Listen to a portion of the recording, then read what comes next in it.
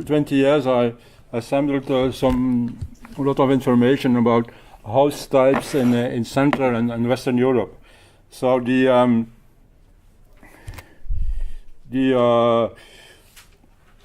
are about three house types, the principal house types, which are known in Western and Central Europe. But the one who is the most present in France and southern Germany is still ill defined, and we will accentuate on this one and try to understand what is his meaning, what is the tradition, what is his function, and why there is such a opposition with the other types of houses.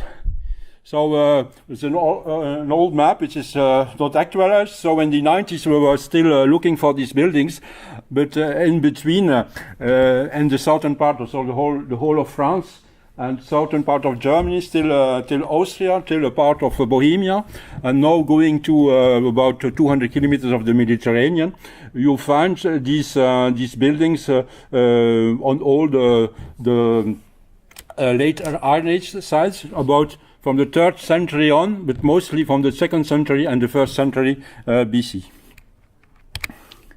So we don't speak on the longhouses in this part of the northern part. You all know, not on the circular ones. You also know for the Anglo-Saxon world. And then on this one, there's a representation which is very different.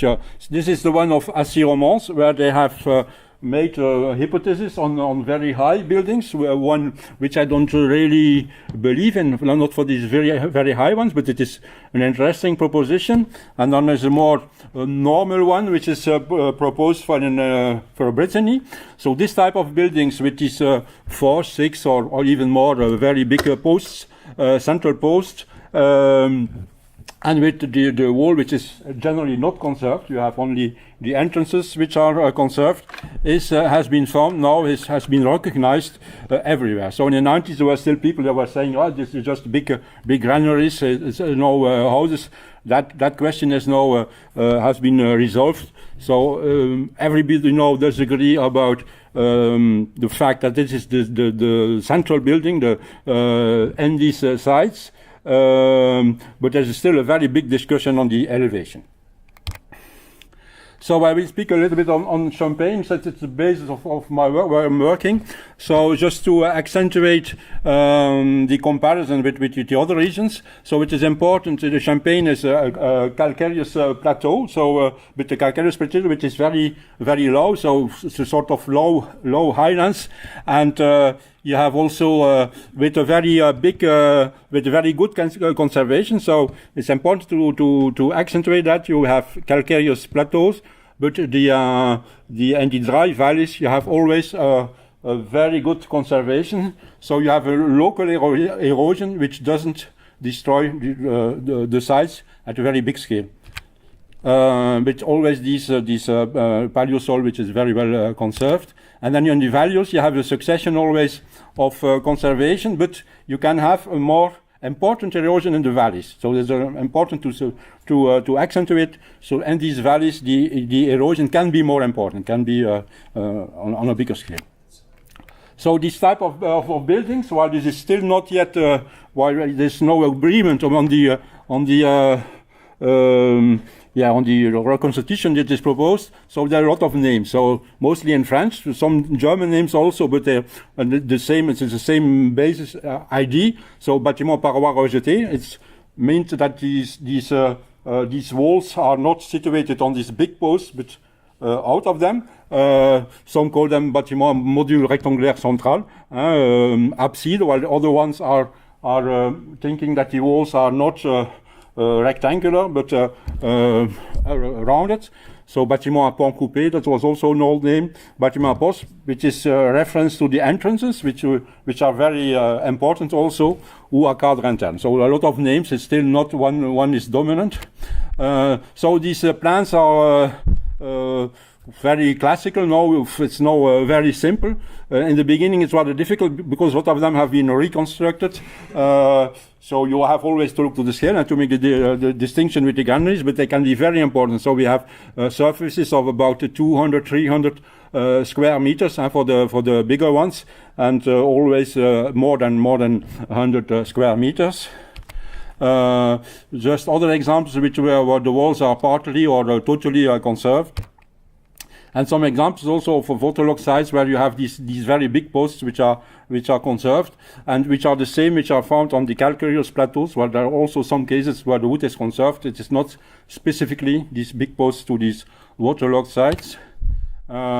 These woods are coming from very short, it's important to say it, from very short oak trees with a very short I forget the name, but you understand me.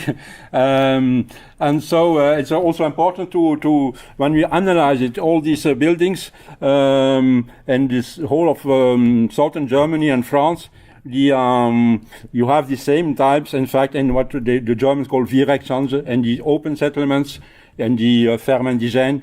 On all these places, in fact, you have the same proportions, the same variety of these buildings. It's not something which is on a specific type of site. So what we can do to define that you have something which is completely different from the granaries. Something much more, when you make some graphics about that, it's completely separated.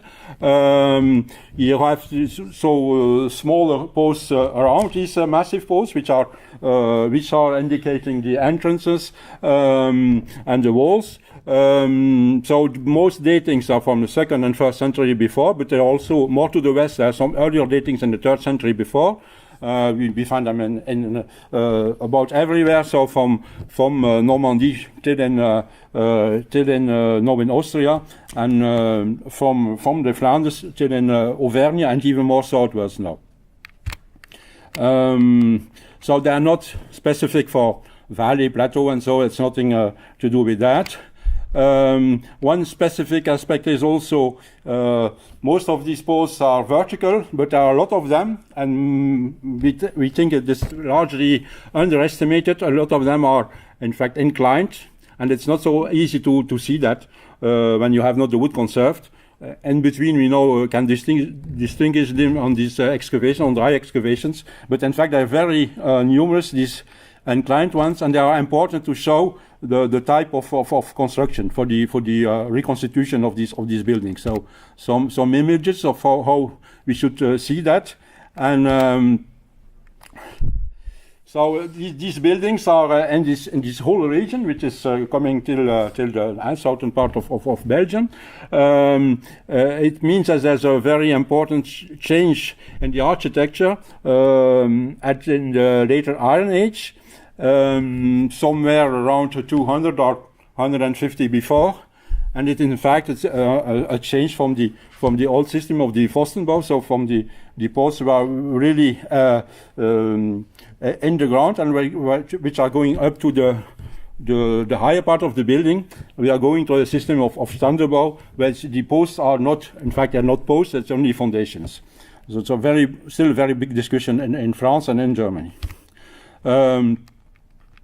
So it's completely new. That is this proposition is changing the whole architectural theory, because still now it was always said that the dominance of this tradition of these posts, which were going upwards, was dominant from early Neolithic till in the later Middle Ages.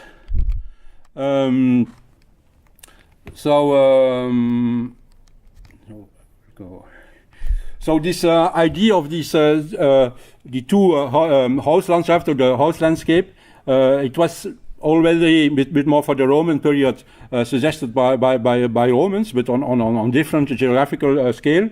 With all this, and I'm coming to somewhere to the same, but not wholly the same conclusions as Mark van der Linden said to us. This is coming all from preventive archaeology, which is making it possible to make very precise maps of this house landscape. and it will be in some years, and already now in the northern part of France and the southern part of western Flanders, eastern Flanders, you can trace this real frontier between two house landscapes at some kilometers in detail, which is something which is I think in archaeology is very rare to have such a precise limits. What is now behind this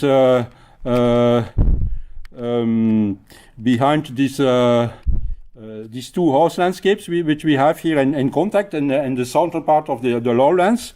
So it's very important for the you should imagine that for these people living in these places, it's completely different. A village or a farmstead with long houses and the one with these short rectangular houses is a completely different house landscape, and so when we precise them now, so we know there are now some from this Central European type. There are now some in the southern part at the frontier with Western Flanders and Nord-Pas-de-Calais. We have now some in the southern part of Eastern Flanders. Some of this Central European type also in the Henegouwen, and we have also some nodes of them in the Rhine-Mosel confluence. There are also some of them. So this frontier is getting preciser and preciser, and so when we compare this frontier, it's just the frontier of the same one as we have of the traditional map of the Oppida of the Latin open settlements, and so the whole Latin cultural influence. So just to come back, what is now completely changing in this region? We have we have here and at the left side the traditional scheme of Zimmermann of architecture, with the change from Fürstenbau to Standardbau, which is situating around 1200, 1500 about. So that it's still valuable for the northern part of Europe, but in this essentially France and southern Germany, we have in fact a double evolution. So you get a first transition from this Fürstenbau to the Standardbau from about 200, maybe some before, to the Standardbau at that time, and you get back in the later Roman period to the Fürstenbau, and the second the same about evolution than in the Middle Ages. So I think it's just to get back to what Mark van der Linden said, the frontier, which is effectively about corresponding, but not exactly, with the actual limit between Flanders and Wallonie. It's also corresponding with the limit with Saar and Rhineland and so, but in detail, it's not at all that. It's just effectively a fact of tradition, of the whole cultural influence of the Latin province.